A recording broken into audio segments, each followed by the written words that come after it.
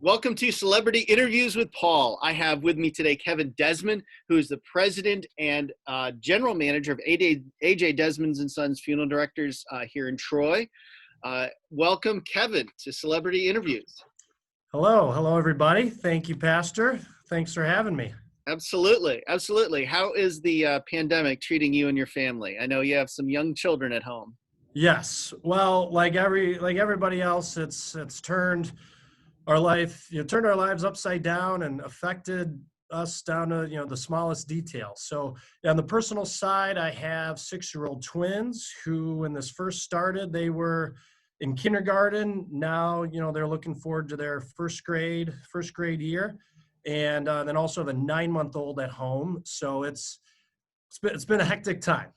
Finishing up kindergarten with remote distance learning was not the most enjoyable experience in the world.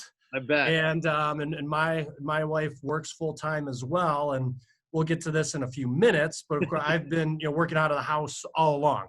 Okay. She has been, of course, working at home all along and homeschooling and her continuing her legal practices has been very difficult. So the summer's been good. Kids have been able to get out more, and as some more activities have began, that's been great. And we've had some good help too with nannies and all that. Sure. So that's been good. And the baby, he's been our spoiled quarantine baby. With both his parents, especially his mom, around way more than otherwise. Yep. We had just started him back in daycare for maybe 3-4 weeks until they closed. And he's been loving life at home and tons of attention from his family. And might well be the best age for a child in COVID, actually. It was to his benefit, and it was.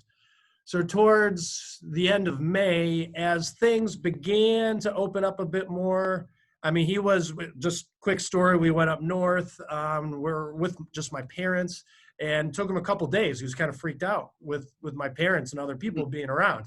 But he's, over the last couple months and people being around more and getting him out more, he's better adjusted to being around other people. But it's funny, but he's a great little guy. We're hoping our kid's school is still planning on being in class in person 5 days a week, not counting on it until it happens, or right. But we're still holding out hope that works out. Well, especially with first graders, that's kind of critical.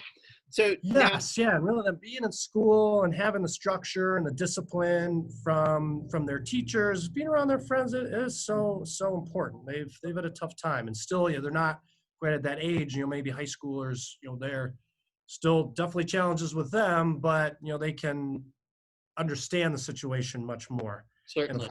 And of course, they're a lot older kids, a lot more self-sufficient than 6-year-olds. Absolutely. Now, I assume at the funeral home, life is a little bit different. How have things changed for you guys since the pandemic? Yes. So certainly, this is something that pretty much any funeral director has not, whether it's myself, I've been doing this now for, about 12, 13 years. But then also up to my dad, who's, been doing this for well over 50. Something that we've never seen. And people have used the phrase, Bill in the airplane in the air as we're flying. That's what we were doing, especially in the beginning as things kind of the end of March, things happened and shut down quickly and completely changed our procedures and how we do things. So we put in procedures first, for the safety of our staff and the families that we're serving. And sadly, and through those first couple months, we did handle many COVID deaths. As we all know, we were affected pretty badly in the southeastern Michigan region. So you guys, I know the staff started wearing masks almost immediately.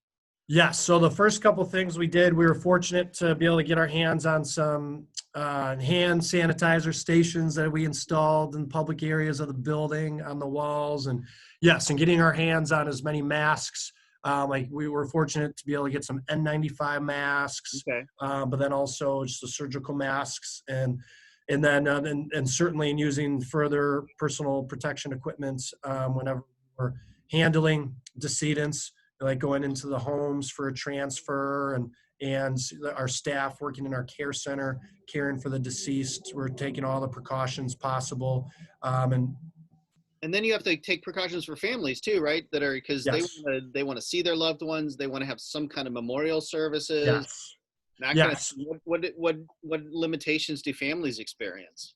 So for, again, going back to March and April and May, most of the arrangements, the funeral arrangements where we meet with the family, were done remotely Okay. over the phone. We utilized video conferencing a bit, but everyone was most comfortable mostly doing things over the phone.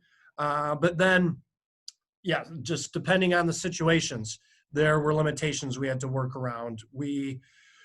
Towards the beginning, and still now today, we're limited in the funeral home to only having 10 people in a room at one time. So certainly working around that. We've tried to be creative, sticking to that limitation, but on the other hand, trying to accommodate families as much as possible, including and incorporating people. What's become very common is live streaming Okay. funerals. So people can at least watch and participate in services remotely if they can't be there in person.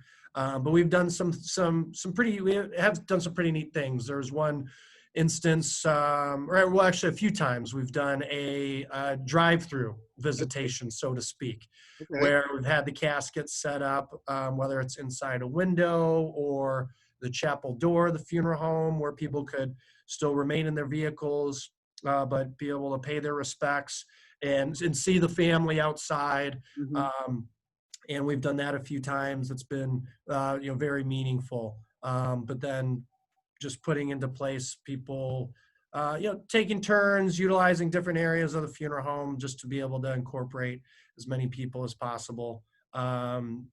Churches now are able to accommodate more people than a few months ago, so that opening up has brought some more options, which has been nice. But there have been instances too with whether the deceased had COVID, and then also if the family was exposed or has positive cases, they've had to go into quarantine, and we've had to wait, Okay.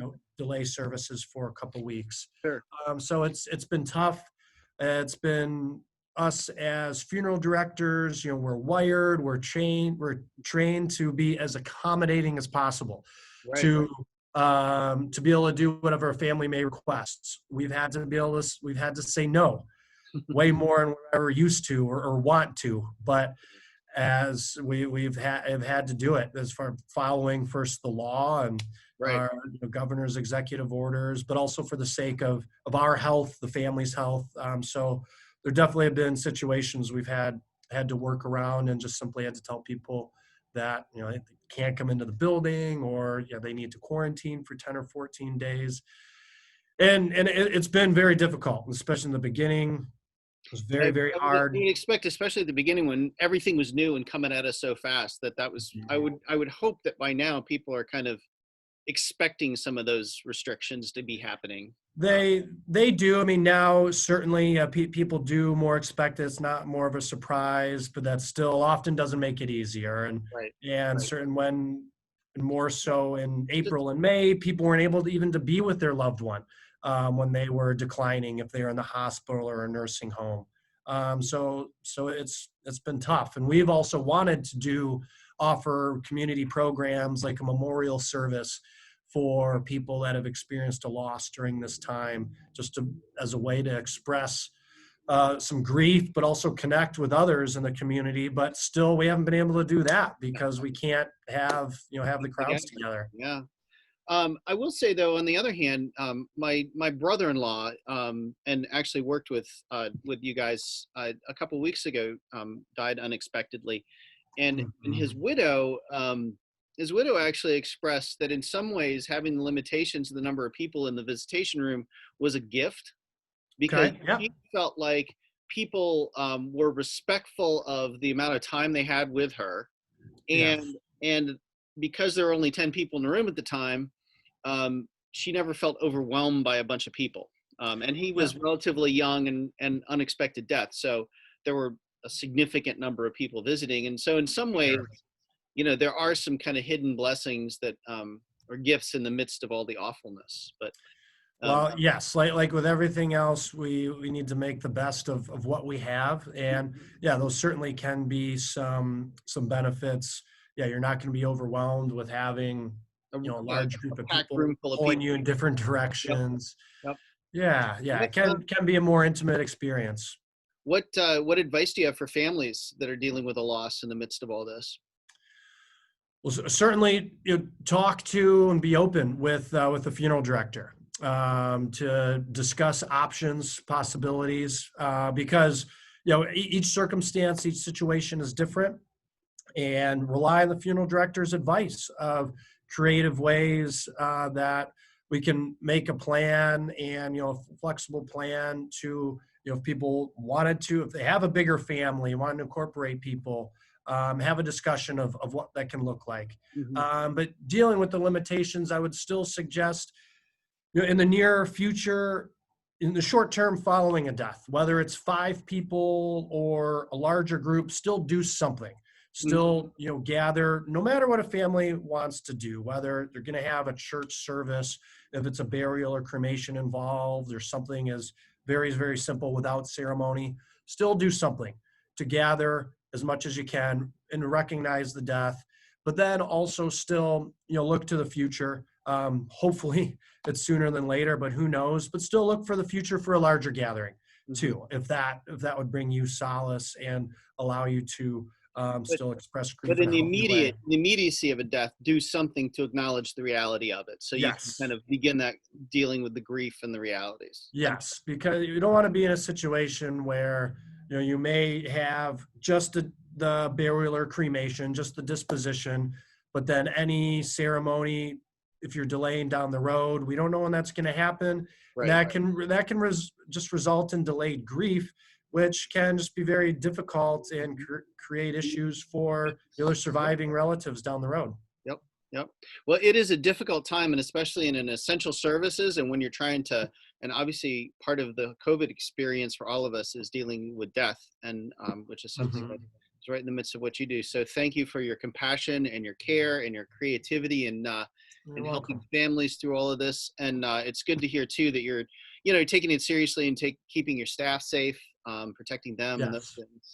things. Because they all go home to families too. And Well, exactly. And when the quarantine first started, I mean, we completely changed our day-to-day staffing, our schedule, and our procedures to try to maximize the time that that our staff that we can spend at home, mhm. while also taking the best care of families, but to balance that and try to just keep us as safe as possible. And we've been very, very fortunate, knock on wood. Yes, haven't gotten sick.